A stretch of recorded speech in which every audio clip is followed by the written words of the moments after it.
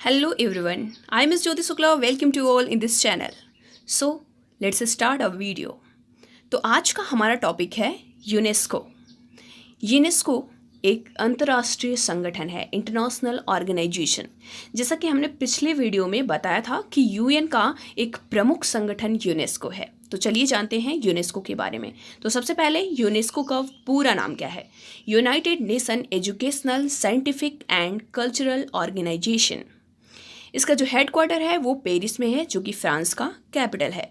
France का location भी आप मैप में देख सकते हैं।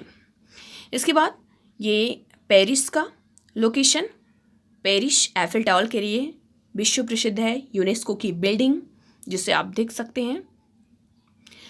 आगे हम देखते हैं कि इसका गठन कब हुआ था। 4 नवंबर 1945 को, आज से 74 साल पहले इसका गठन हुआ था।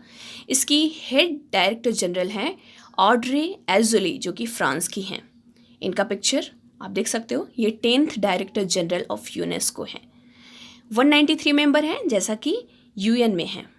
ठीक है, तो यूएन का प्रमुख संगठन है, तो यूएन के जैसे ही मेंबर भी रहेंगे। लेकिन इसमें 11 एसोसिएट मेंबर भी हैं। 11 एसोसिएट मेंबर का नाम यहाँ पर दिया हुआ है, आप देख सकते हैं। इसमें 199 national commission and 53 regional office हैं। क्योंकि ये पूरे वर्ल्ड वाइड फैला हुआ है ना, तो पूरे वर्ल्ड के संरक्षण का काम इस पर है, पूरा जिम्मा इसको उठाना है। तो हर जगह इसके ब्रांचेस हैं। इसका उद्देश्य क्या है? Promoting world peace and security through international cooperation in education, science and culture. Education, science और कल्चर के द्वारा पूरे विश्व भर में शांति और सुरक्षा बनाए रखना, और इस एजुकेशन, साइंस और कल्चर को प्रमोट करना, उन्हें आगे बढ़ाना। ठीक है, आगे हम देखते हैं एक्टिविटी। इसके 5 प्रोग्राम चलते हैं, पूरे विश्व भर में चलाए जाते हैं।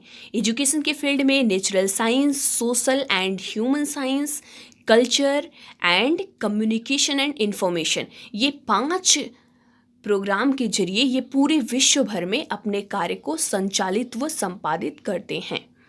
आगे हम देखते हैं इसका जो ऑफिशियल यूनेस्को का एनजीओ है वो पूरे वर्ल्ड वाइड 322 है। इसके द्वारा 22 अवार्ड दिए जाते हैं, जो कि education, science, culture and peace के फील्ड में दिए जाते हैं। लास्ट टाइम इसका 14th जो जनरल कॉन्फ्रेंस हुआ था वो पेरिस में हुआ था, 12 से लेकर 27 नवंबर तक 2019 में। अच्छा, इसे चेयर किया था एल्टे सिंजर, जो कि टर्की के निवासी थे। अच्छा, ये बात आती है, क्या इंडिया से कभी किसी ने चेयर किया? हाँ, 1952 में 7th नंबर का जो इसका कॉन्फ्रेंस हुआ था उसे सर्वपल्ली राधाकृष्णन जी ने पेरिस में किया था। और जो 9th हुआ था 1956 में अबुल कलाम आज़ाद ने न्यू दिल्ली में किया था। तो ये 2 लोग जो कि इससे किए थे, संचालित कराए थे। इसके बाद हम देखते हैं यूनेस्को की वर्ल्ड हेरिटेज साइट के बारे में।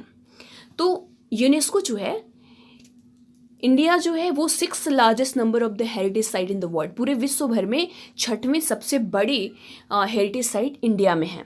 फर्स्ट जो है सबसे ज़्यादा जो है वो इटली में है। इंडिया में 30 कल्चरल साइट हैं, 7 नेचुरल साइट हैं एंड 1 मिक्स्ड।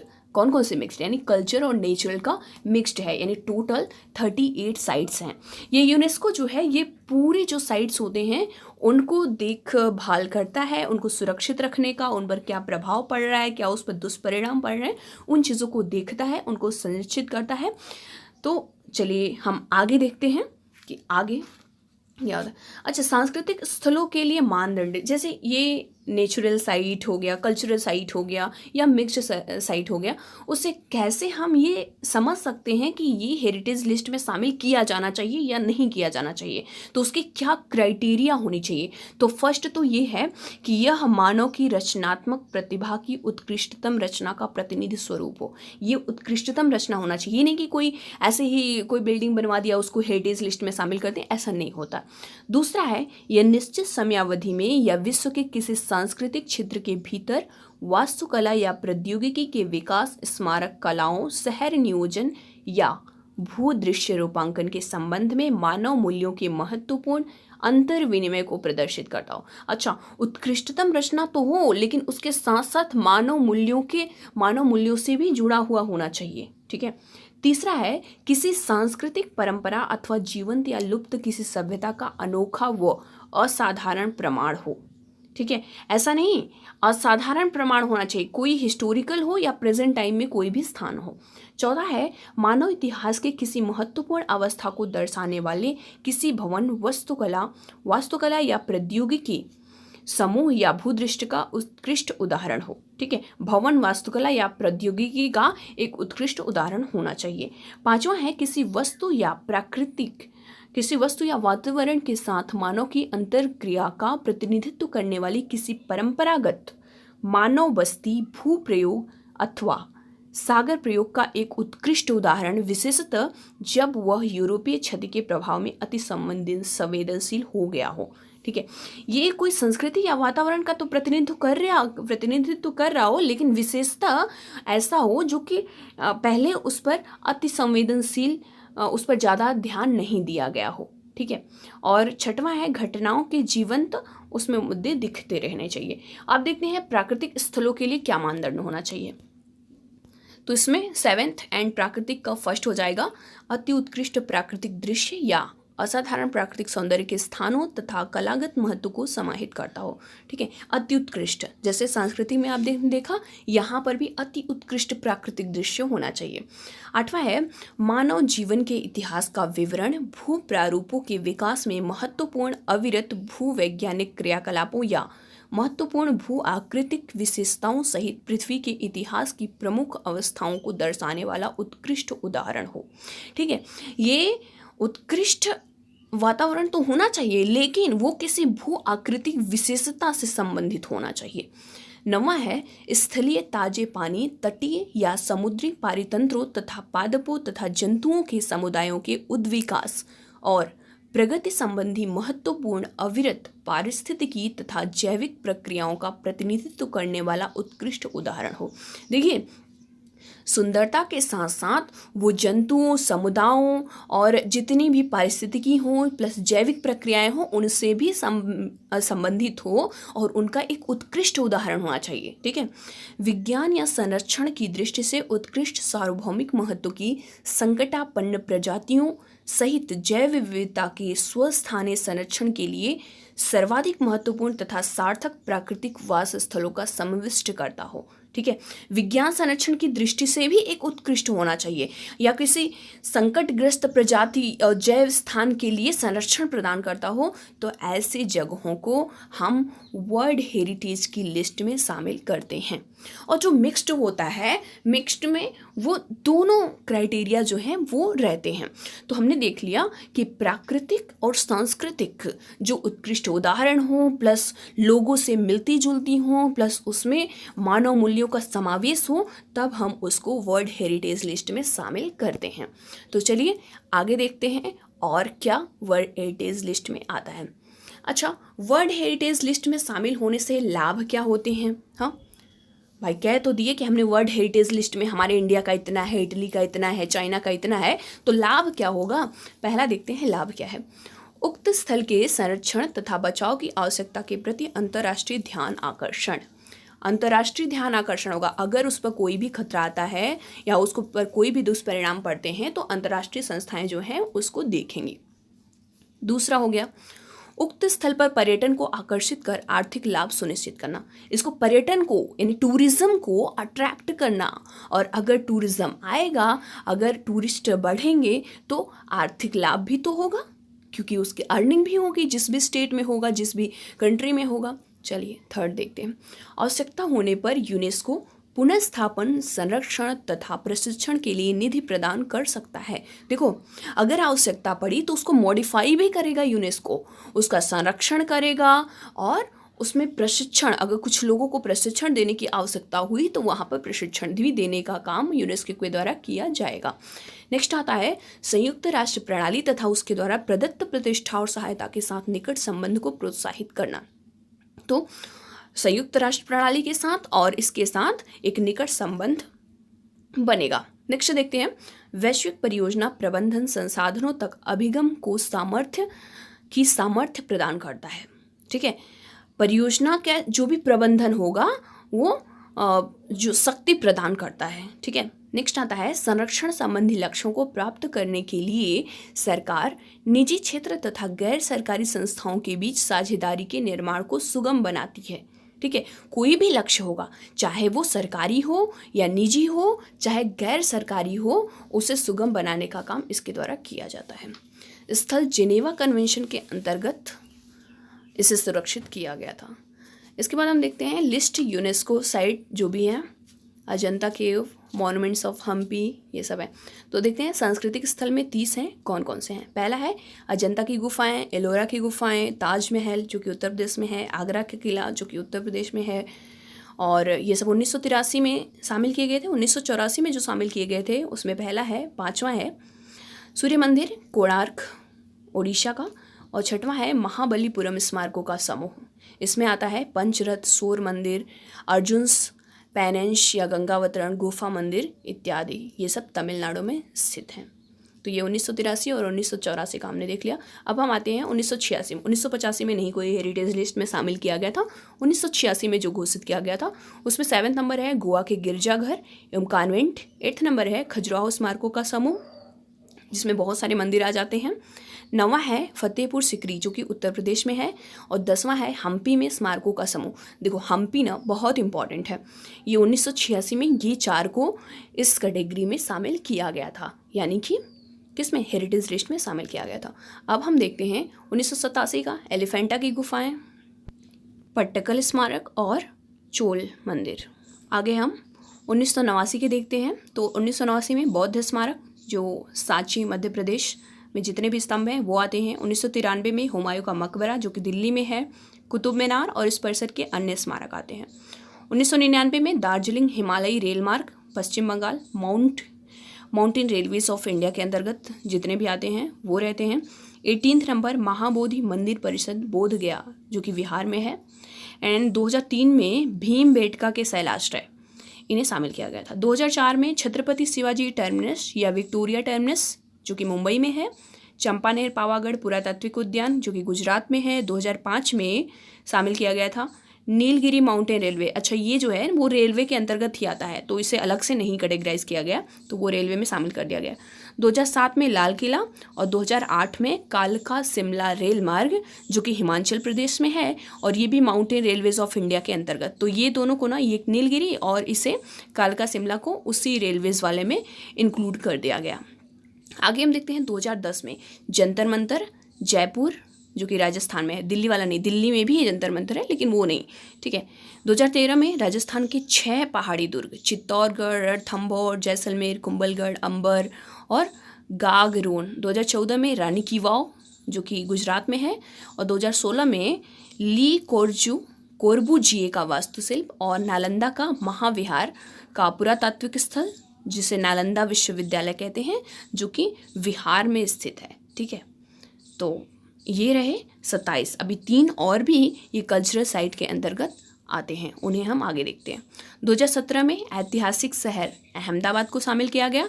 2018 में मुंबई का विक्टोरियन गॉथिक तथा आर्ट डेको एंसेम्बल इसे शामिल किया गया, और 2019 में और लास्ट राजस्थान में जो है जयपुर जिसे हम पिंक सिटी के नाम से जानते हैं इसे शामिल किया गया है। मतलब अभी और भी शामिल हो सकते हैं, लेकिन अभी तक जो फिलहाल जो अभी रिसेंट में शामिल किया गया है 2019 में शामिल किया गया है राजस्थान। तो ये 30 के 30 को आपको ध्यान रखना है कि कौन है, कौन कहाँ है और किस वर्ष शामिल किया गया है।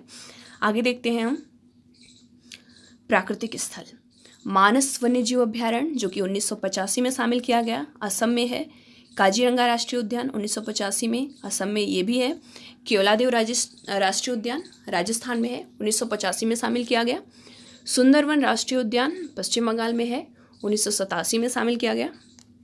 नंदा देवी राष्ट्रीय उद्यान 1988 में एवं फूलों की घाटी उत्तराखंड में, ये भी 2005 में शामिल किया गया। पश्चिमी घाट 2012 में शामिल किया गया, इसमें कई सारे हैं जैसे कि पेरियार, अन्नामलाई, नीलगिरी, तो ये सभी। वृहद हिमालयी राष्ट्रीय उद्यान 2014 में। कंचनजंगा राष्ट्रीय उद्यान ये 2016 में। अच्छा, कंचनजंगा जो है ना ये मिश्रित है, मिक्स्ड में आता है, यानी कि ये प्राकृतिक और सांस्कृतिक दोनों धरोहरों को अंतर्गत आता है। तो ये रहे पूरे 38 हेरिटेज साइट जो कि इंडिया के हैं और बहुत इंपॉर्टेंट है, बहुत सारे एग्जामों में पूछे जाते हैं।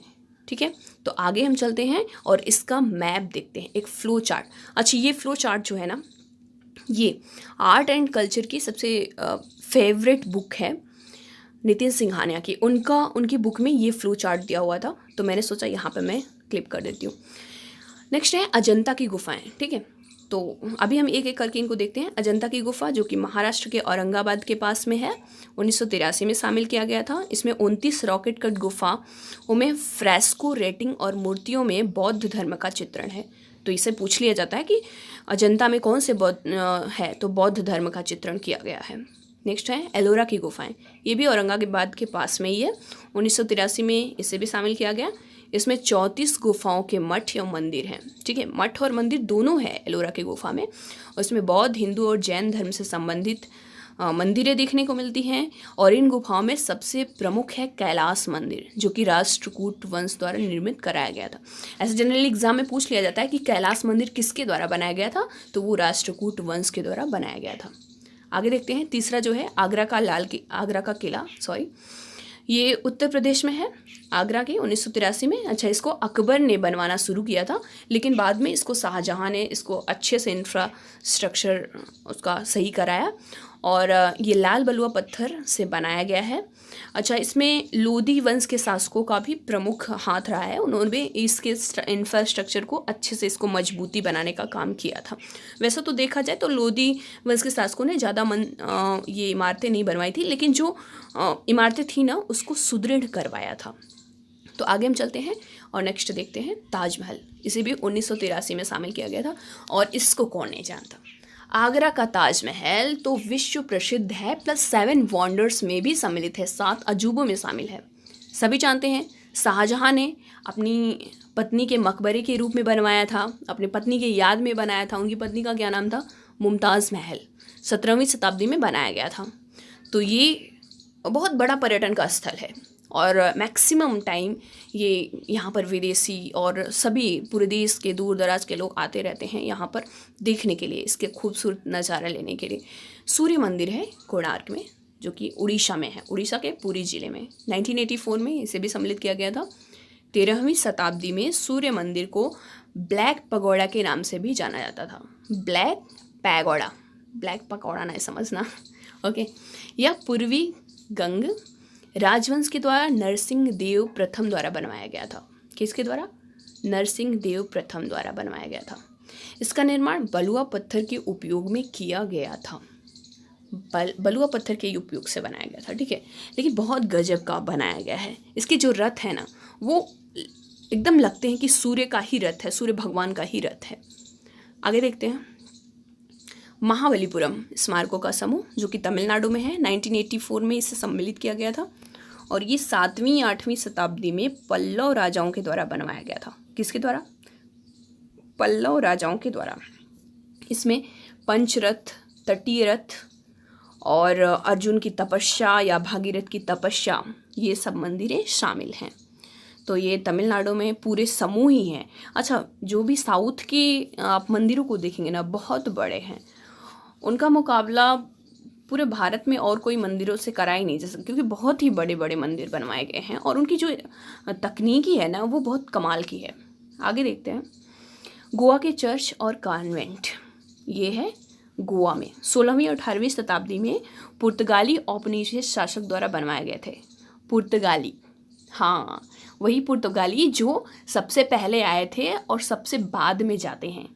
आगे देखते हैं, उनमें से प्रसिद्ध बेसिलिका ऑफ बेगम जीसस हैं। अन्य में church of our lady of rosary, Se cathedral, church of saint Francis of Assisi आदि शामिल हैं। तो ये आप ध्यान रखे रहना कि 1986 में इसे भी हेरिटेज लिस्ट में शामिल किया गया था। आगे चलते हैं, 8th, खजुराहों के स्मारकों का समूह। इसे चंदेल के शासकों ने बनवाया था। हिंदू और जैन मंदिरों का समूह है ये। यहाँ कंदरिया महादेव मंदिर, विश्वनाथ मंदिर इत्यादि, ये सभी इस समूह में आते हैं, जो कि पूरे देश भर में प्रसिद्ध हैं। देश भर क्या, हम विश्व प्रसिद्धि की बात कर रहे हैं ना, क्योंकि हम तो यूनेस्को की बात कर रहे हैं। और यूनेस्को के हेरिटेज लिस्ट में ये सब शामिल है। अच्छा, ये हेरिटेज लिस्ट में शामिल होने से ना ये बहुत बड़ा फ़ायदा होता है कि लोग उसको जानते हैं, उस मंदिर को सभी लोग जानते हैं, चाहे वो भारतीय हो चाहे वो विदेशी हो। जब सर्च करते हैं ना तो वो दिखता है। आगे देखते हैं 9 नंबर, हम्पी। हम्पी के स्मारकों का समूह, ये बल्लारी जिला कर्नाटक में है। 1986 में इसे भी सम्मिलित किया गया था हेरिटेज लिस्ट में। तुंगभद्रा नदी के किनारे है। विजयनगर साम्राज्य की राजधानी हम्पी हुआ करती थी बहुत पहले। विजयनगर साम्राज्य बहुत ही महान साम्राज्य था। हाँ, तो देखते हैं विरूपाक्ष मंदिर, विट्ठल मंदिर, परिसर के अंदर कल्याण मंडप और शिलारथ, लक्ष्मी नरसिंह की मूर्ति, हजार राम मंदिर इत्यादि शामिल हैं। तो ये हम्पी समूह के अंतर्गत हैं। 1986 में फतेहपुर सिकरी जो कि उत्तर प्रदेश है, इसे भी हेरिटेज लिस्ट में शामिल किया गया। पट्टदकल के स्मारक समूह 1987 में कर्नाटक में है, इसे भी इस लिस्ट में शामिल किया गया। एलिफेंटा की गुफाएं 1987 में। अच्छा, आपने देखा ना, अजंता, एलोरा और एलिफेंटा, ये तीनों गुफाएं ना बहुत इंपॉर्टेंट है। वो दोनों किसके पास थी? औरंगाबाद के पास में थी, और ये मुंबई के पास में। तीनों के तीनों महाराष्ट्र में ही हैं। ये 6वीं और 8वीं शताब्दी के बीच बनवाई गई थी, और इस गुफाओं में भगवान शिव की रॉकेट कट मूर्तियाँ हैं, ठीक है, जिसे हम त्रिमूर्ति के नाम से भी जानते हैं। आगे देखते हैं 13 नंबर, चोल मंदिरों का समूह जो कि तमिलनाडु में है, 1987 में बनाया गया था। मंदिरों के इस समूह में तंजौर का बृहदेश्वर मंदिर जो कि राजराजा प्रथम द्वारा बनवाया गया था। दारासुरम का ऐरावतेश्वर मंदिर जो कि राजराजा द्वितीय द्वारा बनवाया गया था। गंगईकोंड चोलपुरम मंदिर जो कि राजेंद्र प्रसाद द्वारा निर्मित किया गया था, और ये बहुत ही इंपॉर्टेंट है। आगे देखते हैं सांची और बौद्ध स्मारक जो कि मध्य प्रदेश में है। 1989 में इसे भी इस लिस्ट में शामिल किया गया था। अस्तित्व में सबसे पुराना बौद्ध अभ्यारण्य होने के नाते ये मुख्य रूप से अशोक के कार्यकाल में संबंध रखते हैं, कार्यकाल से संबंध रखते हैं, ठीक है। किसके? अशोक, महान सम्राट अशोक। इनमें से कई अखंड स्तंभ, मंदिर और बौद्ध स्तूप शामिल हैं। इनमें से सबसे प्रसिद्ध जो था वो सांची का था, सांची का स्तूप। हुमायूं का मकबरा 1993 में, यह ताजमहल से पहले बना था, और 1569 से 1570 में हुमायूं की विधवा हाजी बेगम द्वारा बनवाया गया था। अच्छा, हुमायूं कौन था, आप बता सकते हो क्या? हुमायूं अकबर के पिता और बाबर के बेटे थे। इसकी वास्तुकला शैली को इसके दोहरे गुंबद की लिए जाना जाता है। नेक्स्ट देखते हैं 1993 में कुतुब मीनार जो कि दिल्ली में है। कुतुब मीनार 72.5 मीटर लंबा बलुआ पत्थर की मीनार है, और अलाई दरवाज़ा, अलाई मीनार, कुव्वत उल इस्लाम मस्जिद जो कि इल्तुतमिश द्वारा बनवाया गया था। अच्छा, इसकी नींव जो है ना वो कुतुबुद्दीन ऐबक ने रखी थी, और पूरा इल्तुतमिश ने करवाया था। आगे देखते हैं 17 नंबर, भारत का पर्वतीय रेलवे स्टेशन। हाँ, वही पर्वतीय रेलवे स्टेशन जो देखने में बड़ा ही खूबसूरत लगता है, और इसकी इतनी खूबसूरत होने के कारण और इतनी उत्कृष्ट दिखने में लगता है ना, इस वजह से इसको भी हेरिटेज लिस्ट में शामिल किया गया है। आगे देखते हैं कौन सा आता है। नेक्स्ट है महाबोधि मंदिर परिसर, बोधगया विहार। ये बिहार में है, जिसे जनरली लोग गया के नाम से भी जानते हैं। यह वह स्थल है जहाँ भगवान बुद्ध ने निर्वाण प्राप्त किया था। महाबोधि मंदिर का निर्माण सम्राट अशोक ने बोधि वृक्ष के आसपास 3री शताब्दी ईसा पूर्व में करवाया था। कब? 3री शताब्दी में करवाया था। इसे भी 2002 में शामिल किया गया था। नेक्स्ट 2003 में भीमबेटका के रॉक शेल्टर जो कि मध्य प्रदेश में है। इसे मध्य पाषाण काल के शैल चित्रों का शानदार भंडार है। इसे आप देख सकते हो, ये पत्थरों पर पाषाण काल में इस तरीके के चित्र बनाए गए थे। आप पास से देखोगे ना तो लगता है कि आप पाषाण काल में इतने अच्छे तरीके से बना सकते थे लोग। नेक्स्ट है 20 नंबर, छत्रपति शिवाजी टर्मिनस, पूर्व में विक्टोरिया टर्मिनस, मुंबई महाराष्ट्र, 2004। अच्छा, ये देख रहे हो ना, एक रेलवे स्टेशन है, लेकिन लग क्या रहा है? लग रहा है कि जैसे किला है कोई। तो ये मध्य रेलवे का मुख्यालय भी है। गौथिक शैली का यह सुप्रसिद्ध 1987-88 में फ्रेडरिक विलियम स्टीवंस द्वारा डिज़ाइन किया गया था। आगे देखते हैं नालंदा महाविहार का पुरातत्व स्थल, नालंदा विहार, जो कि एक समय में बहुत बड़ा विश्वविद्यालय हुआ करता था। इसमें स्तूप, विहार एवं पत्थर और धातु की महत्वपूर्ण कला शामिल हैं, और बाद में इसे खिलजी, बख्तियार खिलजी जो था उसने इसे नष्ट कर दिया था, वरना ये पूरे विश्व भर में जाना जाता था। आगे देखते हैं, ले कार्बशियर का वास्तुशिल्प कार्य, ये चंडीगढ़ में है, 2016 में इसे शामिल किया गया था हेरिटेज लिस्ट में। यह ले कार्बशियर पियरे जेनरेट, मैथ्यू नोविकी और अल्बर्ट मेयर की कई वास्तु परियोजनाओं के लिए प्रसिद्ध है। बहुत इंपॉर्टेंट है क्योंकि ये रिसेंट की है, 2016, कोई बहुत ज़्यादा दिन नहीं हुआ है। तो ऐसे एग्ज़ाम में पूछ लिए जाते हैं कि 2016 में, 2017 के, 2018, 19, ये 3-4 साल के ना अक्सर करके पूछ लिए जाते हैं, क्योंकि जनरली लोगों को माइंड में रहना चाहिए, क्योंकि हम जिस एज में पहुंच गए हैं वहाँ पे न्यूज़पेपर वगैरह पढ़ना बहुत ज़रूरी हो जाता है, और रिसेंट की जो घटनाएं हैं उसको तो जानना ही होता है। 28 नंबर है, ऐतिहासिक शहर अहमदाबाद, ये गुजरात में है, 2017 में इसको शामिल किया गया था हेरिटेज लिस्ट में। 15वीं शताब्दी में सुल्तान अहमद शाह ने साबरमती नदी के पूर्वी तट पर इस शहर की स्थापना की। इस शहर की प्रसिद्ध वास्तुकला भद्रागढ़ है। कौन सी? भद्रागढ़, ध्यान रखना। आगे है नेक्स्ट हमारा, मुंबई के विक्टोरियन गॉथिक और आर्ट डेको एंसेम्बल्स, जो कि महाराष्ट्र में है, 2018 में इसे भी शामिल किया गया था। यह एक महत्वाकांक्षी शहरी नियोजन परियोजना है जिसके परिणाम स्वरूप सार्वजनिक भवनों का एक समूह बना, और Bombay high court, Rajabai, block tower, ये सब इसी के अंतर्गत आते हैं। मुंबई का विश्वविद्यालय भी इसी के अंतर्गत आता है। यह राजा सवाई जयसिंह द्वितीय द्वारा 1727 में स्थापित किया गया। क्या? जयपुर, 2019 का। बहुत इंपॉर्टेंट है क्योंकि रिसेंट में जो अभी फ़िलहाल 2019 में शामिल किया गया वो यही है, पिंक सिटी। इसे पिंक सिटी के नाम से भी जानते हैं जयपुर शहर को, ठीक है, क्योंकि ये 2019 में है, शामिल किया गया है, तो ध्यान रखना पिंक सिटी को। आगे चलते हैं। हाँ, ये है मानस पार्क। अभी नेचुरल साइट्स जो हैं, देखो मानस पार्क इतना खूबसूरत नज़ारा है। इतनी खूबसूरती के कारण ही यहाँ पर टाइगर रिजर्व, अच्छा जब टाइगर रिजर्व शुरू किया गया था ना, तो वो यहीं से, ये काजीरंगा नेशनल पार्क, ये एक सींग वाले गैंडे के लिए फेमस है। ये हो गया केवलादेव घाना नेशनल पार्क, ये साइबेरियन पक्षी के लिए बहुत ही ज़्यादा फेमस है। आते हैं, ये है क्या? सुंदरवन डेल्टा, जो सुंदरवन का पार्क है। आप देख सकते हो यहाँ पर टाइगर और मगरमच्छ, इन सबको। नंदा देवी नेशनल पार्क, जहाँ पर इसके बगल ही साइलेंट वैली नेशनल पार्क भी है। देखिए कितने अद्भुत नज़ारे हैं, इसी वजह से इसको वर्ल्ड हेरिटेज लिस्ट में शामिल किया गया है। अन्यथा ऐसे नहीं छोटी मोटी चीज़ों को शामिल कर लें। वेस्टर्न घाट जो है वो पूरा आप तमिलनाडु, कर्नाटक, केरल, ये सभी आ जाते हैं। ये है ट्रांस हिमालय के क्षेत्र। ट्रांस हिमालय आप देख सकते हो, हाई हिमालय के जो भी पीक्स है, ये आप लद्दाख वाले रीजन में देख सकते हो। इधर हो गया कंचनजंगा नेशनल पार्क, कंचनजंगा जो कि मिक्स्ड है, नेचुरल भी है और क्या, सांस्कृतिक कल्चरल भी है, ठीक है। अब आते हैं हम कुछ क्वेश्चन पर। पहला है, निम्नलिखित में कौन यूनेस्को धरोहर स्थल में नहीं है? अजंता की गुफा, एलोरा, एलिफेंटा, ये तीनों है, बाघ की गुफा नहीं है, तो ये सही हो जाएगा।